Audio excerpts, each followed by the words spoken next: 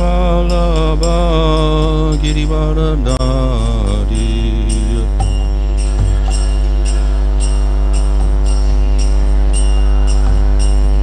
Yasoda Nandana Brattajana Ranjanayas Jamuna Tira Vanachari Jamuna Jaya Radha Madhava Kunja Vihari Jaya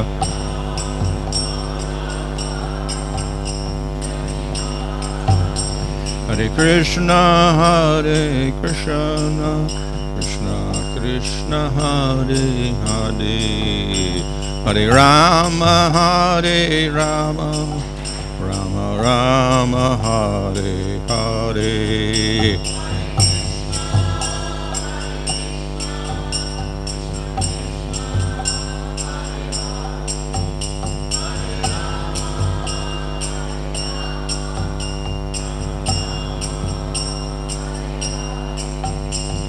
Prabhupada, Prabhupada, Prabhupada, Jaya Prabhupada, Jaya.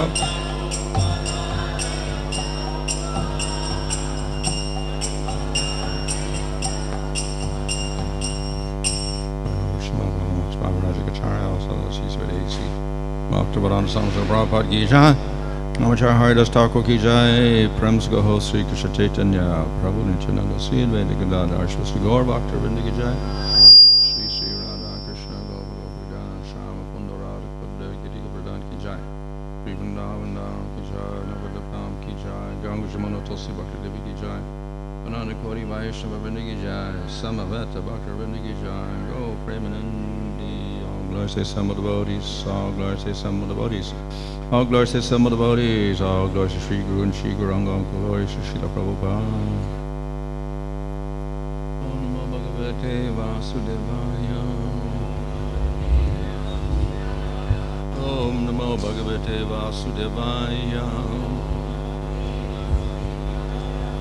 Om Namo Bhagavate Vasudevaya. Om Vishnu Vadaya Krishna Vishnu Bhutale. Srimate Bhaktivedanta Swami iti namane. Namaste Saraswata Deve Gauravani Prachadane Nirvashesha Shunyavadi Paspatadane Sri Krishna Chaitanya Prabhu Nityananda Sri Advaita Gadadhar Shivasadi Gaur Bhakta Vrinda Hare Krishna Krishna Krishna Hare Hare Hare Rama Rama Rama Hare Hare. Reading from Srimad Bhagavatam, Canto 11, Chapter 28, verse 42. Nahi tat kuśalādṛtyaṁ tad-āyāso apārthakaḥ anta-vattvāt charīrasya phalasya vanaspateḥ.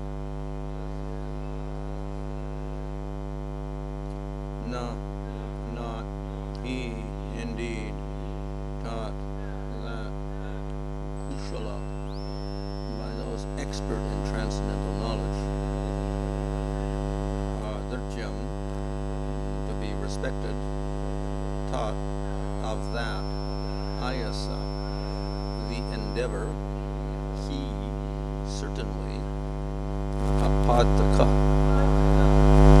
useless, anta-vattvāt, because of being subject to destruction, charīrasya, part of the material body, phalasya, of the fruit, just as vanaspateḥ, of a tree. Translation: this mystic bodily perfection is not valued very highly by those expert in transcendental knowledge. Indeed, they consider endeavor for such perfection useless, since the soul, like a tree, is permanent, but the body, like a tree's fruit, is subject to destruction. Purport: the example given here is of a tree that seasonally bears fruit. The fruit exists for a very short time, whereas the tree may exist for thousands of years. Similarly, the spirit soul is eternal, whereas the material body, even when preserved as long as possible, is destroyed relatively quickly. The body should never be equated with the eternally existing spirit soul.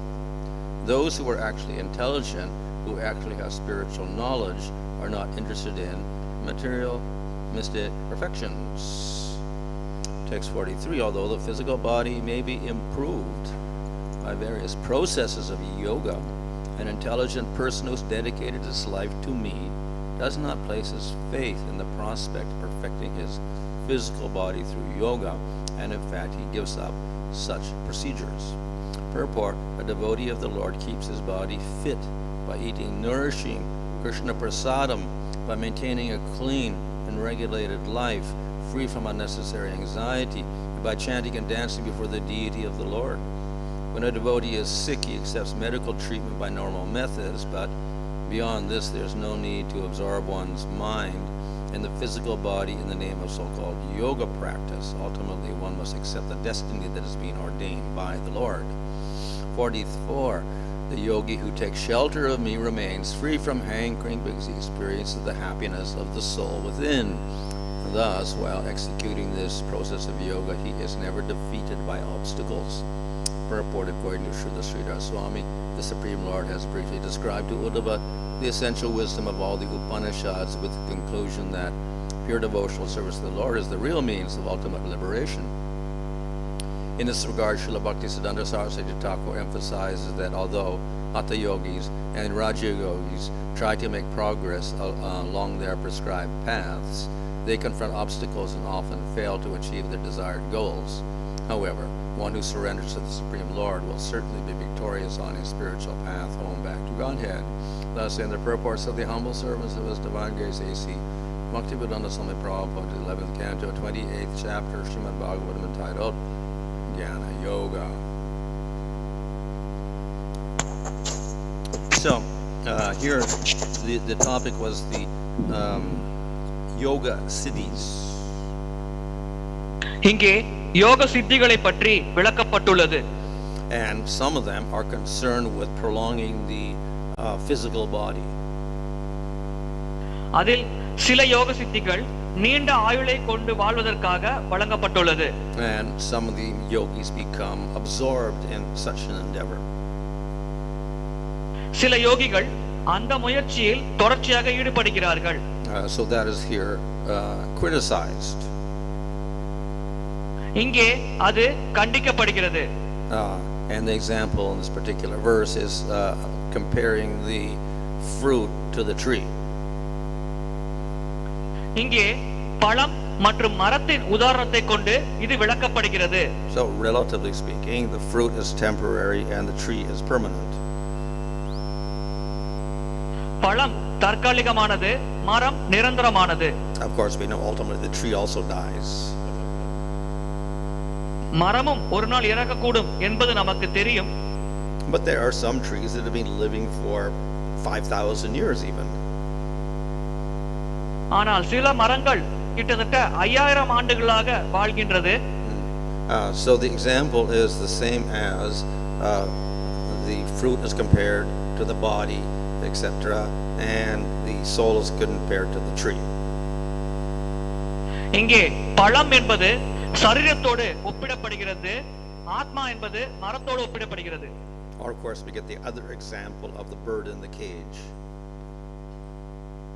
வேறொரு உதாரணம் கூண்டில் இருக்கும் பறவை. So the body is like the cage and the bird is like the soul. உடல் கூண்டை போன்றது, ஆத்மா பறவையை போன்றது. So we should never confuse the two.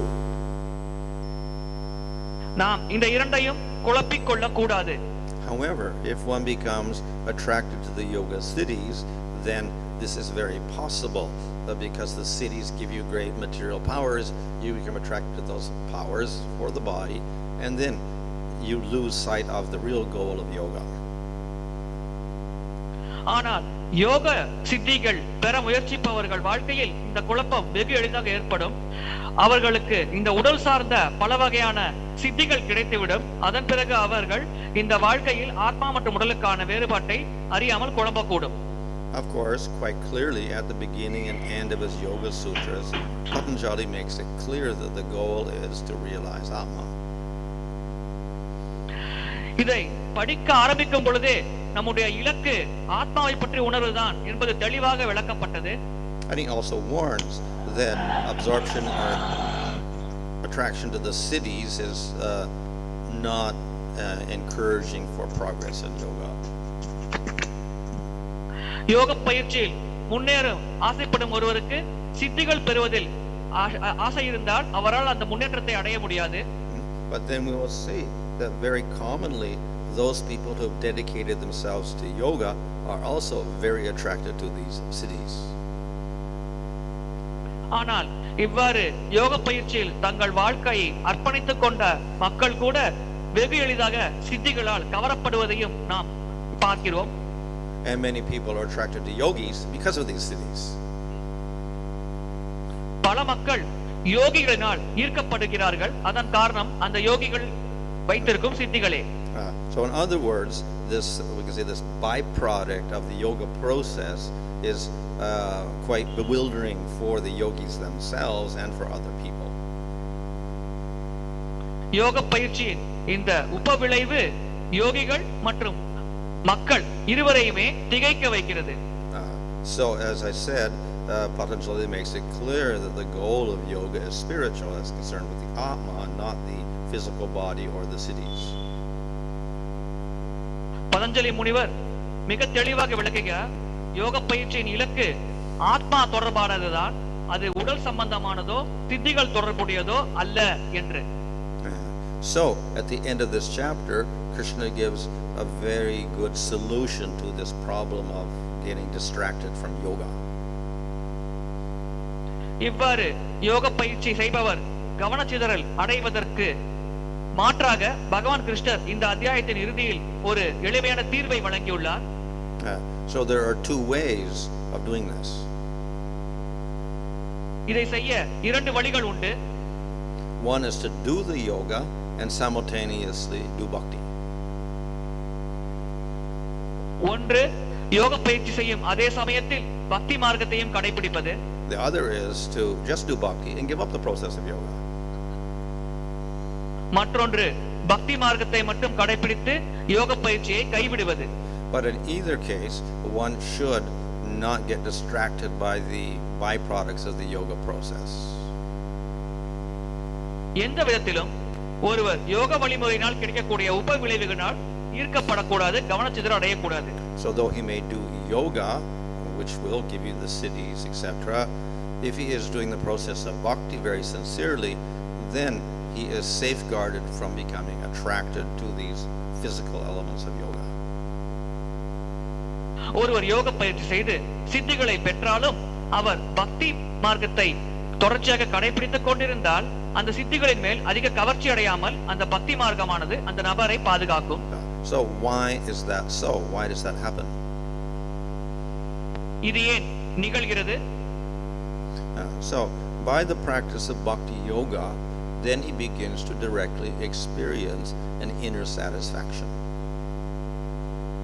பக்தி யோகத்தை பயிற்சி செய்வதன் மூலமாக அந்த குறிப்பிட்ட நபர் உள்புறமாக ஒரு மன திருப்தியை உணர்கிறார். So at the end of this chapter, the last words is sukha anubhu.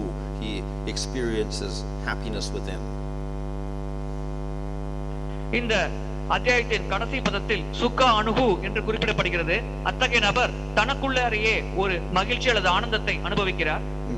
Now, the happiness from bhakti is not just the happiness of Atma, it's the happiness of the Atma in relation to Krishna. பக்தியினால் கிடைக்கப்படும் மகிழ்ச்சி ஆத்மாவின் மகிழ்ச்சி மட்டுமல்ல, அது ஆத்மா பகவானோடு தொடர்பில் இருக்கும் காரணத்தினால் ஏற்படும் மகிழ்ச்சியாகும். Now, the yogi also can get inner happiness by experiencing the happiness of Atma. ஒரு யோகி கூட ஆத்மாவின் மகிழ்ச்சியை உணர்ந்து உட்புறமாக மகிழ்ச்சியை அனுபவிக்க முடியும். But that's the end of a long process of going through the astangas, the 8 stages to get to samadhi. ஆனால் அந்த நிலையை அடைய அவர் வெகு நீண்ட வழிமுறையாகிய அஷ்டாங்க யோகத்தில் இருக்கக்கூடிய 8 நிலைகளை கடந்து சென்றிருக்க வேண்டும். And before experiencing the happiness of Atma, then you may get sidetracked by the happiness of siddhis. அவ்வாறு ஆத்மாவின் ஆனந்தத்தை உணர்வதற்கு முன்னாலேயே அத்தகைய யோகியானவர் சித்திகளினால் ஈர்க்கப்பட்டு அதில் பேரானந்தத்தை அனுபவிக்கலாம். So by doing the process of bhakti very early, we realize, not at the end when we get samadhi, but very early we realize the importance of the inner happiness rather than outer happiness or happiness of the body.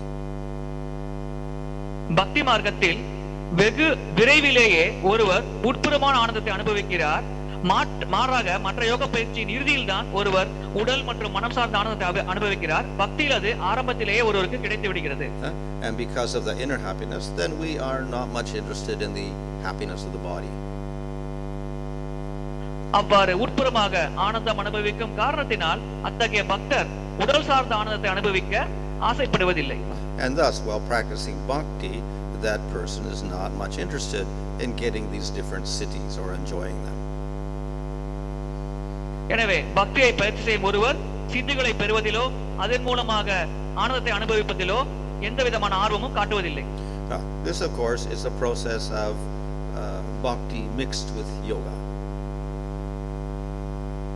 உண்மையில் இது யோக மிஸ்ர பக்தி என்று அழைக்கப்படுகிறது. That can be of 2 types. இது 2 வகைப்படும். One is yoga with a little bhakti. ஒன்று யோகம் பிரதானமாக செய்யப்பட்டு சிறிதளவு பக்தி செய்வது. The other is mostly bhakti with a little yoga. மற்றொன்று பக்தி பிரதானமாக செய்து சிறிதளவு யோகா செய்வது. So when it is mostly bhakti with a little yoga, we call it yoga misra bhakti. பெரும்பாலாக பக்தி செய்து சிறிதளவு யோகம் கலந்திருந்தால் அதை நாம் யோக மிஸ்ர பக்தி என்று அழைக்கிறோம். So this can lead us eventually up to charīrasya. இது படிப்படியாக ஒருவர் சாந்தரசத்தை அடைவதற்கு உதவியாக இருக்கும். So with the yoga process we recognize Paramatma. யோக வழிமுறை மூலமாக நாம் பரமாத்மாவை உணர்கிறோம். But there is no bhakti. ஆனால் அங்கே பக்தி இருப்பதில்லை. The process of bhakti is with Bhagavan. பக்தி வழிமுறை பகவானிடம் இருக்கிறது. So therefore yoga in itself cannot give you charīrasya. எனவே யோக பயிற்சி தனிப்பட்ட முறையில் உங்களுக்கு சாந்தரசத்தை வழங்க முடியாது. Now the bhakti with a little yoga can definitely give you rasa, but because it's affected by the yoga with an idea of paramatma and aishvarya, etc., then you end up with charīrasya. பக்தி சிறிதளவு யோகத்தோடு கலந்து செய்யப்படும் பொழுது உங்களுக்கு ரசமானது வழங்கப்படும். ஆனால் அங்கே கலப்பட பக்தி இருக்கும் காரணத்தினால் உங்களுக்கு அதிகபட்சம் சாந்தரசம் மட்டுமே கிடைக்கும்.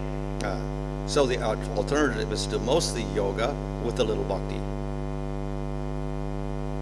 இது போன்றவர்கள் பிரதானமாக யோக வழிமுறையை கடைபிடித்து சிறிதளவு பக்தி செய்வார்கள். So by this process, at least you can realize Paramatma and you can also get liberation. இந்த வழி மூலமாக ஒருவர் பரமாத்மாவை உணர முடியும், அதே சமயத்தில் முக்தியும் பெற முடியும். But generally such yogis do not get attracted to the Bhagavan aspect, so therefore they don't get Vaikuntha or rasa. பொதுவாக அது போன்ற யோகிகள் பகவான் என்ற தளத்தில் கிருஷ்ணரை உணராத காரணத்தினால் அவர்கள் வைகுண்ட லோகத்தையோ அல்லது பகவானோட உறவாடும் வழிமுறையையோ பெறுவதில்லை.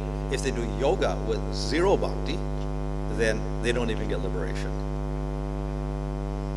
ஒருவர் பக்தி சிறிதளவு கூட இல்லாமல் யோக பயிற்சி மட்டும் செய்தால் அவர்களுக்கு முக்தி கூட கிடைக்காது. But they can get yoga siddhis.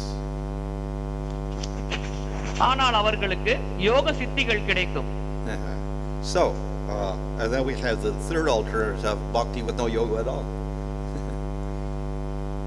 இதன் காரணமாகவே மூன்றாவதாக நாம் பக்தி மட்டும் செய்து யோக பயிற்சி செய்யாமல் இருக்கும் வழிமுறையையும் உபதேசிக்கிறோம். So, bhakti with no yoga can also give different results. யோக பயிற்சியே இல்லாமல் செய்யும் பக்தி கூட வெவ்வேறு விளைவுகளை தரலாம். If it is pure bhakti, then we get prema. அது தூய பக்தியாக இருந்தால் நமக்கு பிரேமை கிடைக்கும். So we get higher rasas like dasya, sakya, vatsalya, madhurya. உயர்ந்த ரசங்களாகிய தாஸ்யம், சக்கியம், வாத்சல்யம், மாதுரியம் போன்ற ரசங்களை நாம் பெறலாம். If we do not do yoga or mix it with material desires or gross material karmas or other processes, or even jnana yoga, but we still have desires without the processes mixed in, still we don't get that prema. நாம் இவ்வாறு மற்ற வழிகளோடு கலப்படம் செய்யாமல் தனிப்படையாக பக்தி மட்டும் செய்து கொண்டிருந்தாலும் சிறிதளவு நம்மிடம் பௌதிக ஆசைகள் இருந்தால் கூட நமக்கு பிரேமையானது கிடைக்காது. In other words, unless it is āyāsaḥ shunya, then we don't get to the stage of prema with dasya, sakya, vatsalya. அந்யாபிலாஷ சூன்ய என்ற ஒரு நிலையில் பக்தி செய்யாமல் நம்மால் பிரேமை நிலையை அடைய முடியாது. So this is the bhakti without other processes and without any other desire. That's the best process. That is pure bhakti. எனவே வேறு பௌதிக ஆசைகள் எதுவும் இல்லாமல் வேறு வழிமுறைகளை எதையும் கலக்காமல் தூய பக்தி செய்வதே மிக சிறந்த வழிமுறையாகும். But we can also do the pure bhakti along with the yoga or the jnana or the karma, as long as there's no mixture of desires with it.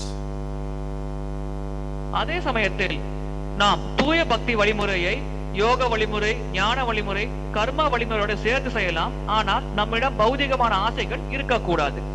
And we can get same result. We can get prema. அவ்வாறு செய்யும் பொழுது கூட நமக்கு பிரேமை என்ற அதே உயர்ந்த இலக்கானது கிடைக்கும். So thus we find great devotees like Ambarish or Dhruva or whatever. They did their karma yoga, their kings and whatever, Yudhishthira, they did all their karma yoga duties. No attachment at all, just to set example for others. And they were just involved in, ultimately their main process was bhakti, and they didn't contaminate it with any material desires.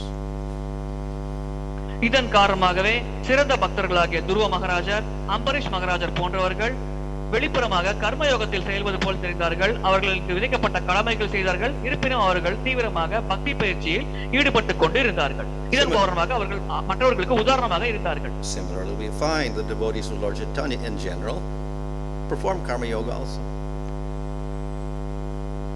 அதே போல்தான் பகவான் சைத்தன்யரின் அடிச்சுவடை பின்பற்றுபவர்கள் கூட கர்மயோகத்தை கடைபிடிப்பதை நாம் பார்க்கிறோம். Most of his followers were grihastas, so they followed grihasta dharma, varnashram system, so they did karma yoga.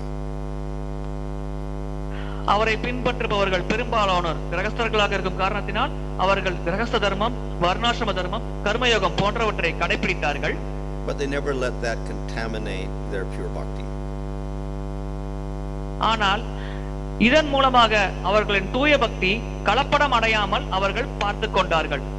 So therefore there are various ways in which we can do bhakti, but we should choose the bhakti where it is not contaminated. எனவே பல வழிகளில் நாம் பக்தியை பயிற்சி செய்யலாம். ஆனால் அந்த வழியின் மூலமாக நம்முடைய பக்தி கலங்கப்படாமல் இருக்க வேண்டும் என்பதில் நாம் மிக மிக கவனமாக இருக்க வேண்டும்.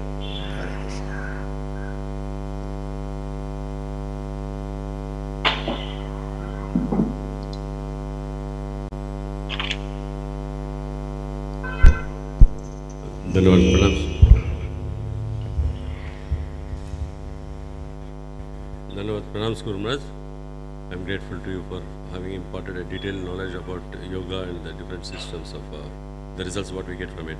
Guru Maharaj, my doubt is that you were telling that a yogi can get peace of mind. even without adding up bhakti in it. And at the same time, he said that if there is a little bit of bhakti, then he can go into the state of shantarasa. And is No, it? he gets liberation. And then what state he goes to shantarasa? If he does mostly bhakti with a little yoga. Most of the bhakti and little yoga. So, okay, Guru. The next doubt for me is that liberation a must for all the types of rasas to be experienced? A must for? Or அனைத்து experiencing, வகையான ரசங்களையும் or அனைத்து experiencing வகையான all, ரசங்களையும் அனுபவிக்க 1 minute, Prabhuji. For experiencing all types of rasas, is liberation a Is must? liberation a must? அனைத்து வகையான ரசங்களையும் அனுபவிக்க முக்தியானது அத்தியாவசியமானதா? So liberation is a byproduct in the sense that you are not affected by the gunas, but liberation in the sense of merging Brahman, that is rejected and is opposite of rasa. முக்தி என்பது ஒரு உப விளைவாகும். அதன் மூலம் நம் குணங்களின் கலவையிலிருந்து தப்பிக்கலாம். உண்மையில் முக்தி என்பது நிராகரிக்கப்படுகிறது, ஏனென்றால் அது ரசங்களுக்கு எதிர்மறை தன்மைகளை கொண்டுள்ளது.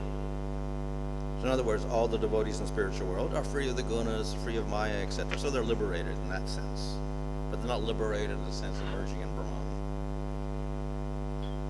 வேறு விதமாக கூற வேண்டுமென்றால் ஆன்மீக உலகத்தில் இருக்கும் ஜீவாத்மாக்கள் அனைவரும் முக்குணங்களின் தாக்கத்திலிருந்து விடுபட்டுள்ளார்கள். எனவே இந்த விதமாக அவர்கள் முக்தியடைந்துள்ளார்கள், அருவ பிரம்மஜோதியில் முக்தியடைந்துள்ளார்கள் என்ற கண்ணோட்டத்தில் அவர்களை நாம் பார்க்க கூடாது.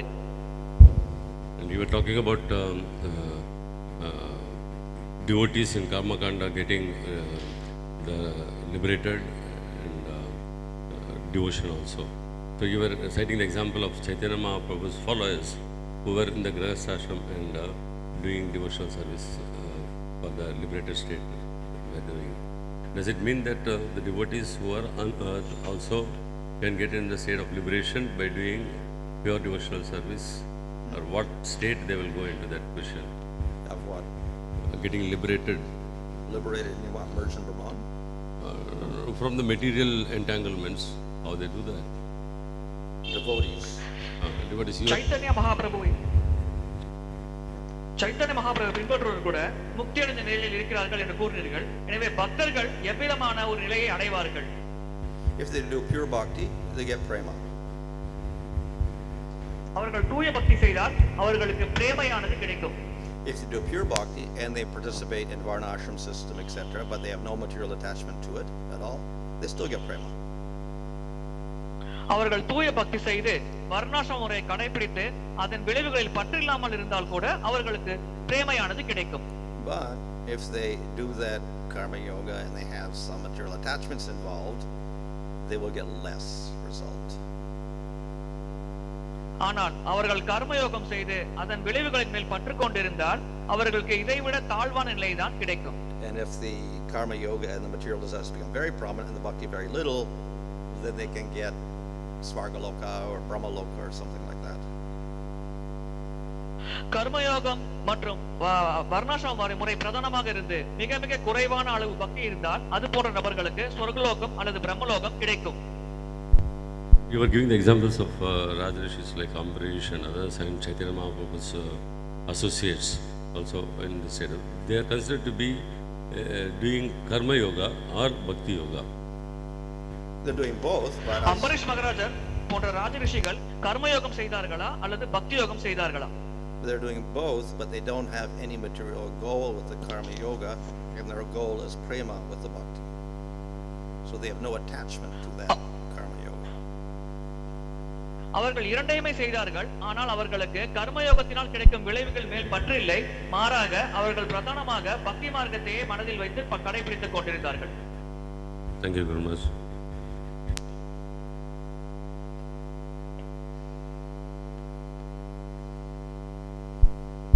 We find sometimes devotees practicing severe austerities, like too much fasting or too much feasting.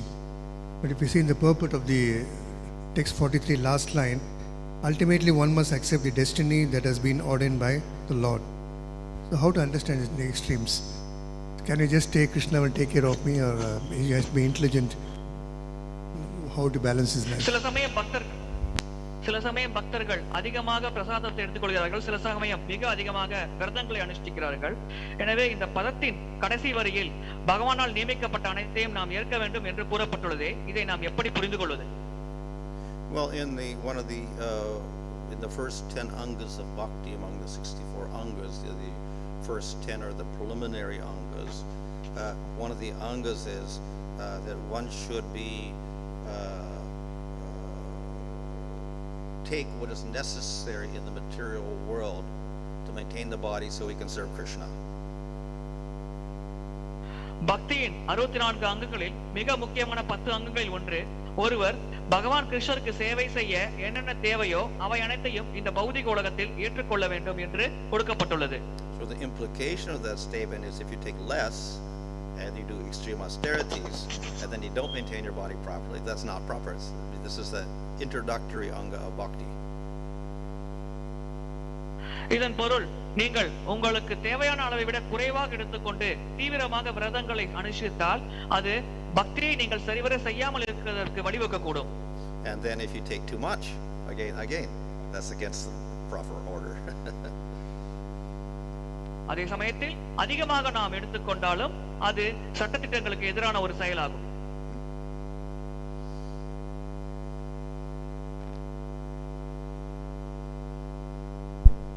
In the case of Yoga Mishra Bhaktas, they are predominantly doing bhakti, but how to appreciate they still have an attraction for yoga, Maharaj? யோக மிஸ்ர பக்தர்கள் பிரதானமாக பக்தி மார்க்கத்தை கடைபிடிக்கிறார்கள், இருப்பினும் அவர்கள் யோக மார்க்கத்தின் மேல் ஈர்ப்பு கொண்டிருக்கிறார்களே, இதை நாம் எப்படி பாராட்டுவது? So if there is an attachment there, then the attachment may be due to cities, maybe due to liberation or whatever. அவர்கள் சித்திகள் கிடைப்பதனாலோ அல்லது முக்தி கிடைப்பதனாலோ அது போன்ற ஒரு ஈர்ப்பை யோக மார்க்கத்தின் மேல் வைத்திருக்கலாம். So then that yoga has desires in it. It's not anta-vattvāt. So you don't get that prema. You may get charīrasya or shantarati or something as a result. எனவே அந்த யோகமானது தன்னுள் பௌதிக ஆசைகளை உள்ளடக்கியது. எனவே இது அந்நியாபிலாஷ சூன்யம் அல்ல. எனவே அத்தகைய நபருக்கு சாந்தரசமானது கிடைக்கலாம். But if you were to do that yoga, a little bit of yoga, with no attachment at all to anything, no material desires, just as with the karma yoga, as the kuśalādṛtyaṁ, then you could just get prema of any sort. ஆனால் அந்த யோக முறையின் விளைவுகளின் மேல் பற்று கொள்ளாமல் சிறிதளவு யோகம் செய்து பிரதானமாக பக்தியை செய்தால் அவர்கள் பிரேமை என்ற இலக்கை கூட அடையலாம். The same with the jnani. If you did parts of jnana, study the Upanishads and whatever, did some fasting according to the rules of jnana, etc., but he was not attached at all to the concept of impersonal liberation, then again he could get prema. இதே போல்தான் ஒரு ஞானியானவரும் ஞான மார்க்கத்தின் அங்கங்களை கடைபிடித்து அதன் விளைவான அரூபரமனை அடைவது என்பதில் பற்று கொள்ளாமல் பிரதானமாக பக்தி மார்க்கத்தை கடைபிடித்தால் அவரும் பிரேமை என்ற இலக்கை அடையலாம். Of course, the question may arise, why do those processes at all if you're only attracted to bhakti? இங்கே ஒருவர் வினா எழுப்பலாம், ஏன் இது போன்ற மார்க்கங்களை கடைபிடிக்க வேண்டும், பக்தியை கடைபிடித்தால் மட்டுமே போதுமே என்று. In the case of karma yoga and varnashram, etc., if one is not completely renounced, then one has to get married. If one gets married, one has to follow some rules and regulations, so that the karma yoga system is an appropriate set of rules to follow. So therefore, in general, in India, those who were born in India, they would follow those varnashram system rules and be a grihasta and then do bhakti. பொதுவாக கர்ம யோகமானது வர்ணாசிரம தர்மத்தை கடைபிடிப்பவர்களுக்காக கொடுக்கப்பட்டுள்ளது. எனவே India போன்ற நாட்டில் அந்த காலத்தில் கர்மயோகத்தை கடைபிடிப்பவர்கள் அதிகமாக இருப்பது ஏனென்றால் அப்பொழுது வர்ணாசிரமானது பிரதானமாக கடைபிடிக்கப்பட்டு வந்தது. As for jnana and yoga, they may have started out as jnanis and yogis, and therefore to some extent they were just following a tradition.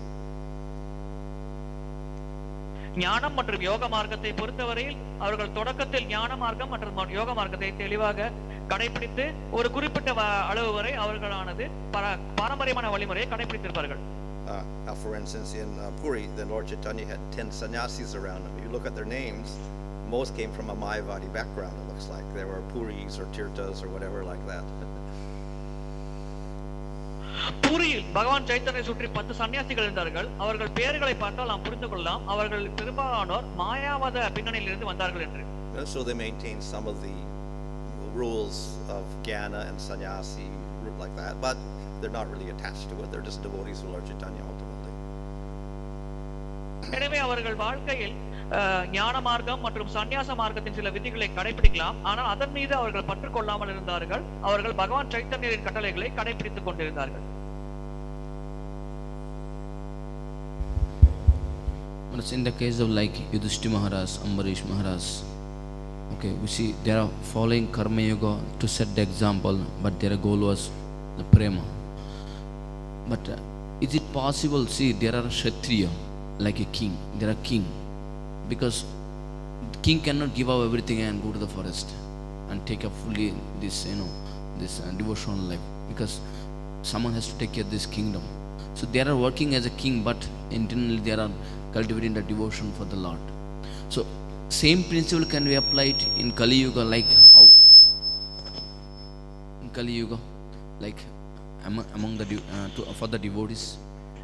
Same principle for the devotees can be applied what they are following. Ambarish, Yudhishthira Maharaj, because Yudhishthira Maharaj also at the end, Panchavanda gave up the kingdom and everything. So you're asking we should follow Ambareesh மகாராஜர், Yudhishthira மகாராஜர் போன்ற மன்னர்கள் ராஜ்யத்தை ஆண்டு கொண்டிருக்கும் பொழுது கர்ம மார்க்கத்தை கடைபிடித்தார்கள், அதே சமயத்தில் பக்தி யோகத்திலும் ஈடுபட்டார்கள். எனவே இதே கோட்பாட்டை கலியுகத்தில் இருக்கும் ஒரு மக்களானவர்கள் கடைபிடிக்க சாத்தியம் உண்டா? So especially for grihastas, people who are married, then they do have to follow some rules. So then what rules to follow? கிரகஸ்தர்கள், திருமணம் செய்து கொண்டு வாழ்பவர்கள் பக்தி மார்க்கத்தில் ஈடுபடும் பொழுது சில விதிகளை கடைபிடிக்க வேண்டும். So generally in India at least they follow the varnashram system.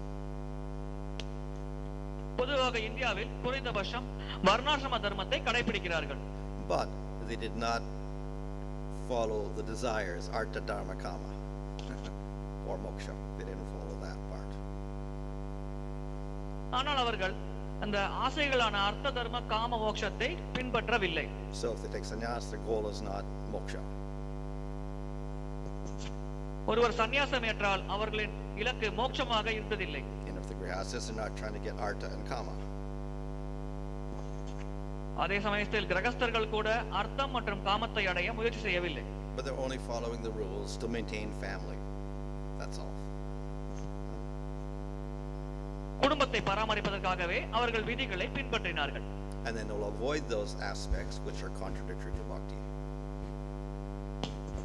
பக்திக்கு முரண்பாடான விஷயங்களை அவர்கள் தவிர்த்தார்கள். So to that extent they would follow. அந்த அளவிற்கு ஒருவர் கடைபிடிக்க முடியும். See Maharaj, in one ashram there are 4 ashramas, and the brahmachari grihastas. First thing is that those who become grihastas, they didn't follow the first ashram at all. No brahmacharis. So brahmacharya means like a teaching, learning. But that is not there. Then how that the grihastha will succeed in following the grihastha ashrama? How you can succeed without the brahmacharya ashrama? Yeah. வர்ணாசிரமத்தில் 4 நிலைகள் உள்ளது: பிரம்மச்சரிய, கிரகஸ்த, வானப்பிரஸ்த, சந்நியாச.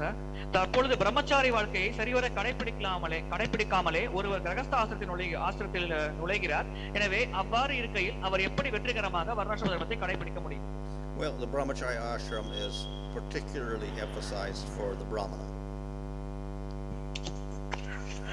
பிரம்மச்சரிய ஆசிரமானது குறிப்பாக பிராமணர்களுக்காக பரிந்துரை செய்யப்பட்டது.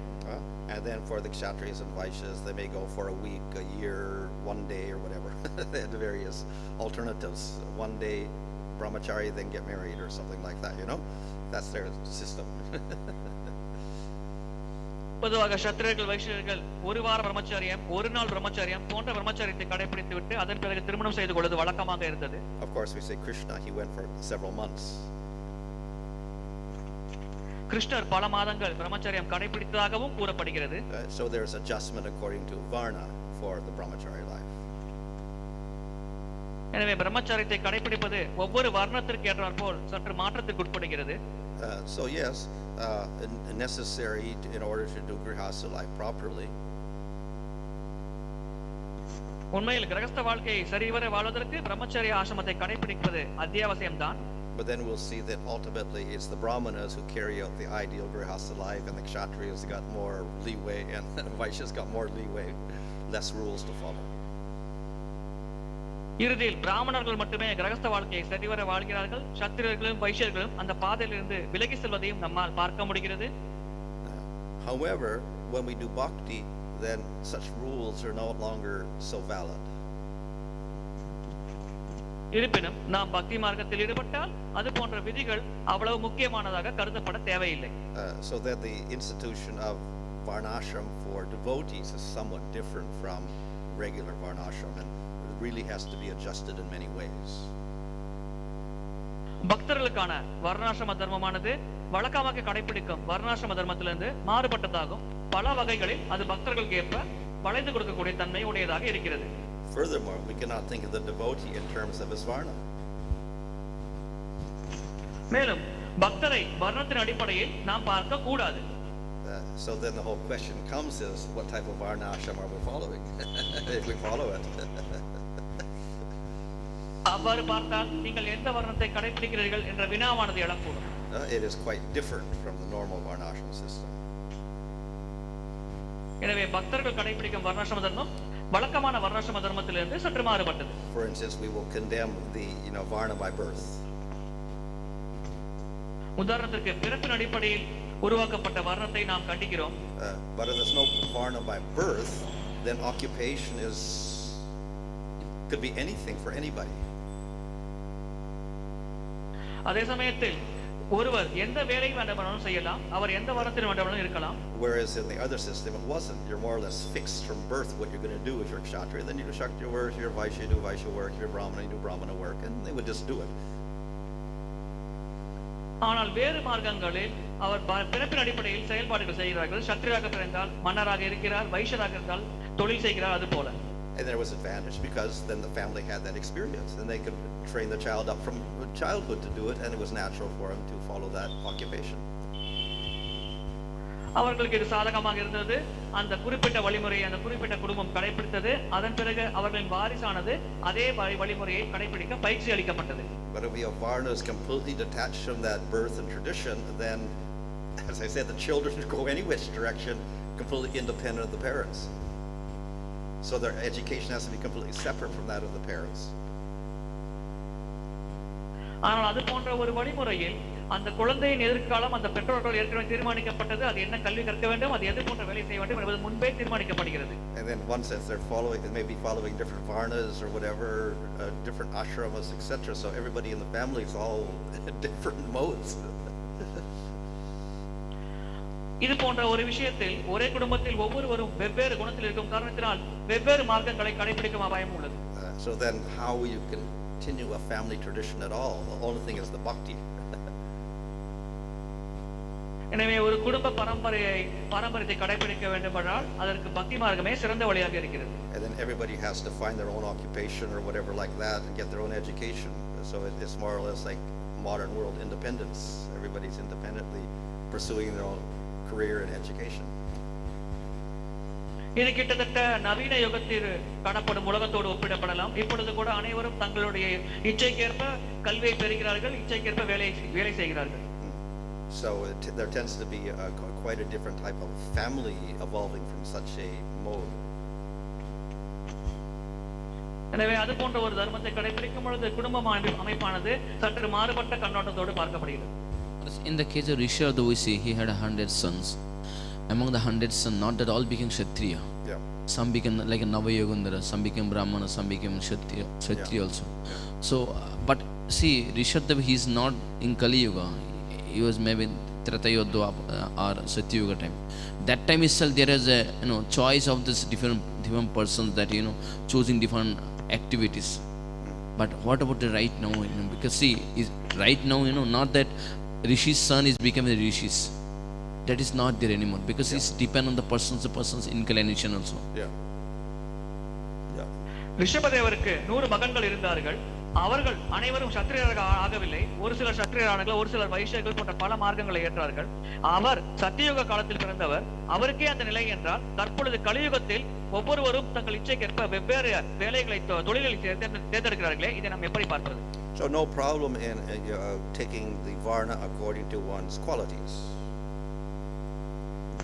ஒருவருடைய குணத்திற்கு ஏற்றாற்போல் வர்ணத்தை ஏற்பது எந்த தவறும் இல்லை. But to some extent also we have to accept the fact that the mother and father determine the qualities of the child. So some birth qualities are there. ஆனால் ஒரு குறிப்பிட்ட அளவிற்கு அந்த குழந்தையின் தந்தையும் தாயும் அந்த குழந்தையின் குணத்தை உருவாக்குவதில் தாக்கத்தை ஏற்படுத்துகிறார்கள் என்ற ஒரு கருத்தையும் நாம் கருத்தில் கொள்ள வேண்டும். But we also have to accept that the childhood and the training and the education is very important. அதே சமயத்தில் அந்த குழந்தைக்கு பயிற்சியும் கல்வியும் வழங்கப்பட வேண்டும். இது முக்கியமானது என்பதையும் நாம் ஏற்க வேண்டும். So if the proper training is there, the proper education is there, the proper birth, then it's more predictable what the varna would be.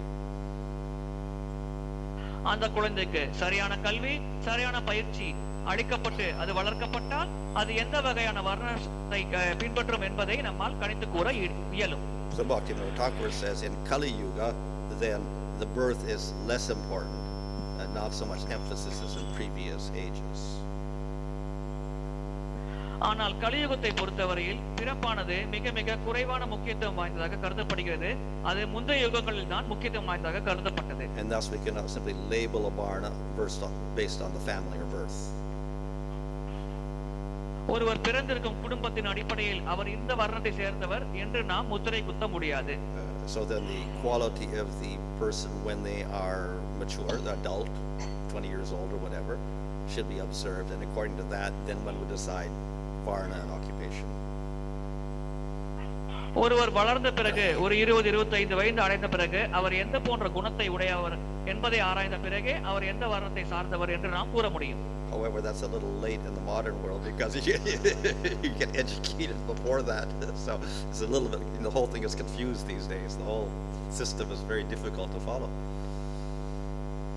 ஆனால் நவீன காலத்தில் 20 வயதிற்கு முன்பே ஒருவர் கல்வியை பெற்று முடித்து விடுகிறார். எனவே அந்த ஒரு நிலையில் அவரின் வர்ணத்தை நிர்ணயிப்பது சற்று காலம் கடத்தி செய்யப்படும் செயலாக கருதப்படுகிறது. So how to institute a varnashram system in ISKCON or whatever is a very, very, it's very chancy, complicated affair to follow because there's so many factors involved. எனவே இது போன்ற ஒரு சூழ்நிலையில் வர்ணாசிரம தர்மத்தை கடைபிடிப்பது மிக மிக கடினமாக இருக்கிறது. இங்கே பல குழப்பங்கள் இருக்கிறது. The ultimate solution is depend on Krishna. இதற்கான இறுதியான தீர்வு ஒருவர் கிருஷ்ணரை சார்ந்து இருக்க வேண்டும். So Lord Chaitanya says Harinama eva kevalam. He doesn't talk about varnashram kevalam or anything. பகவான் சைத்தன்யர் ஹரேர் நாமேவ கேவலம் என்று கூறினார். அவர் வர்ணத்தை பற்றியோ ஆசிரமத்தை பற்றியோ எதுவும் கூறவில்லை. So whatever is useful for us we can use, but we can't try to imitate something which is impractical also. நமக்கு எது பயனுள்ளதாக இருக்கிறதோ அதை மட்டும் நாம் கடைபிடிக்கலாம். நாம் எதையும் நகல் செய்ய முயற்சிக்க தேவையில்லை. We see the pro-Varnashram devotees in ISKCON. They try to quote many places where Prabhupada wants Varnashram college, set a Varnashram. Yeah. How to understand that? Yeah. But then what does he mean by Varnashram? Then we also, what does that mean for him? வர்ணாசிரம தர்மத்தை கடைபிடிக்க விரும்புபவர்கள் அது போன்ற ஒரு கல்வி நிறுவனத்தை இயக்க வேண்டும் என்று கூறுகிறார்களே, இதை எப்படி புரிந்து கொள்வது என்பது கேள்வி. அதற்கு மகாராஜர் என்பதில் அவர்கள் வர்ணாசிரமம் என்று எதை குறிப்பிட்டார்கள் என்பதை நாம் கருத்தில் கொள்ள வேண்டும். So obviously it's not varna based on birth. அவர்கள் பிறப்பின் அடிப்படையிலான வர்ணத்தை பற்றி பேசவில்லை. So if it's varna based on education, then we have a college or an educational system to give you an occupation. So it's like a normal university then. Engineering, medical, business, management. What's the difference? அது கல்வி தகுதியின் அடிப்படையில் வர்ணாசிரமம் என்றால் அதில் பல்வேறு கல்வி தகுதி இருக்கிறது. ஒருவர் மருத்துவராகலாம், ஒருவர் பொறியாளராகலாம். இதில் என்ன வேறுபாடை நாம் காண முடியும்? Or does it mean not the varna as such, but the other actions? ஆனால் வர்ணத்தை அப்படியே ஏற்காமல் அவர் செய்யும் செயல்பாட்டின் அடிப்படையில் இது போன்ற ஒரு பாகுபாட்டை ஏற்படுத்தலாம். So as part of the varnashram culture we have nitya and naimitya kriyas. So this is typically the brahmanas and kshatriyas and some of the vaishyas, they will follow these daily activities.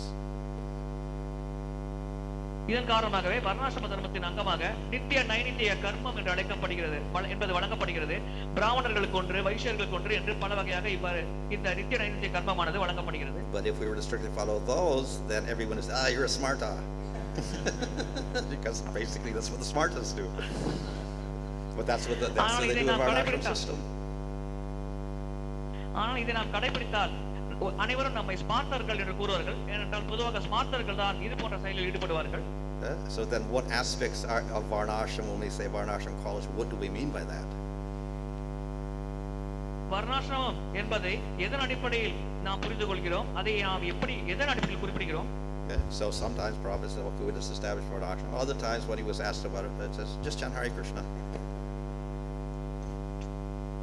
சில சமயங்களில் பிரபுபாதர் அந்த வர்ணாசிரம கடமைகளை பற்றி கூறுகிறார். பல சமயங்களில் அவர் அதை பற்றி வினா எழுப்பப்படும் பொழுது ஹரே கிருஷ்ண மந்திரத்தை ஜபியுங்கள் என்றே உபதேசிக்கிறார். So Prabhupada was talking about samskars, and so then someone talks, okay, so we should follow the Govardhan samskar according to Manu Samhita, and then Prabhupada said, no, just chant Hare Krishna.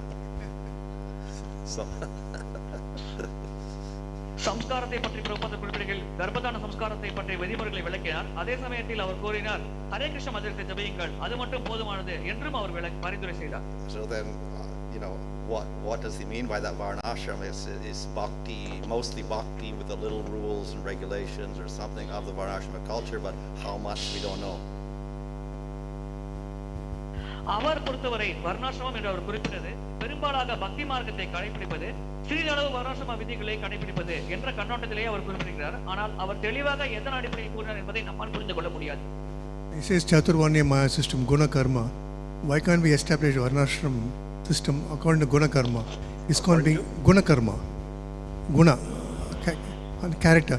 In our institution, we have certain devotees who like to be in management. Some are Brahminical qualities, some are Vaishya business mentality. Well, usually it happens anyway. It looks like that automatically anyway, because if the Brahmana type person does management work, he fails, so they kick him out. But if you're intelligent enough, before itself we can recognize and classify those, and it will be more productive. We could do that to some degree, but then someone may challenge who's judging that. And then 10 years later, they'll blame the person. You gave me the wrong thing, now I wasted 10 years of my life.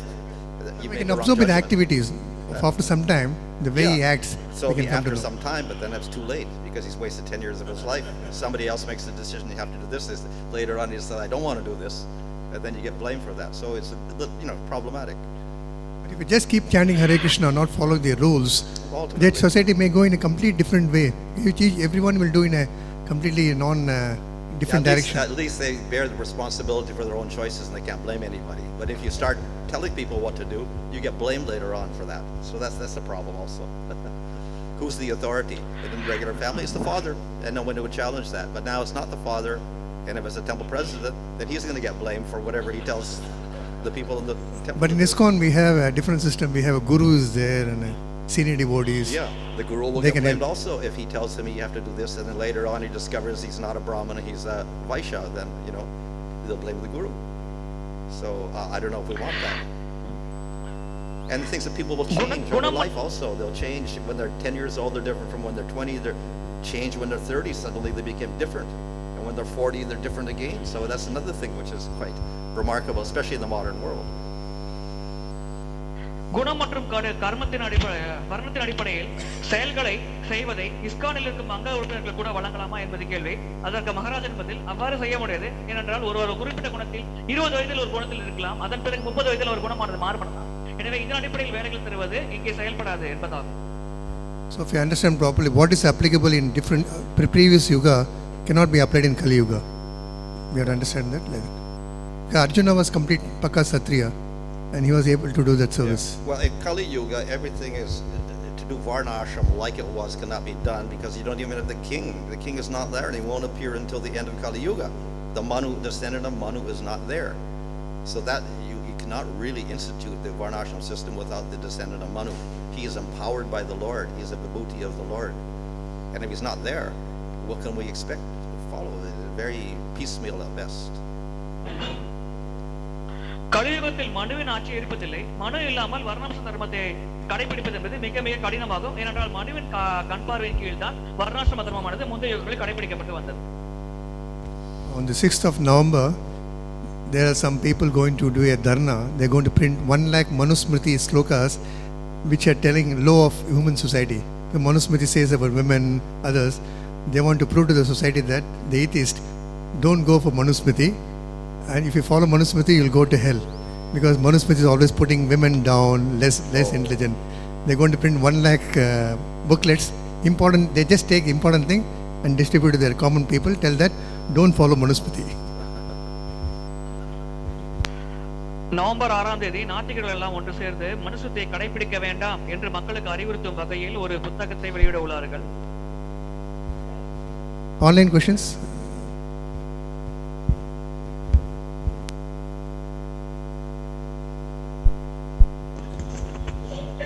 Hare Krishna Maharaj. The first question is from Ruparani Devi Dati Mataji. In Bhagavad Gita 6.41, the Lord says, unsuccessful yogi takes birth in a righteous family or an aristocratic family. What kind of yogi is mentioned here? And if he is doing yoga mishra bhakti, how can he continue with his bhakti process if he takes birth in aristocratic family instead of a devotee family? One second, let me translate. ஒரு வெற்றி அடையாத யோகி என்பவர் பகவத்கீதை 6வது அத்தியாயம் 41 ஸ்லோகத்தில் பகவான் கூறுகிறார், தோல்வியடைந்த யோகி என்பவர் அடுத்த பிறவியில் ஒரு செல்வ செழிப்புள்ள குடும்பத்திலோ அல்லது பக்தியை கடைபிடிக்கும் குடும்பத்திலோ பிறப்பெடுப்பார் என்று இங்கே குறிப்பிடப்படுவது எவ்வகையான யோகியை பற்றி குறிப்பிடப்படுகிறது.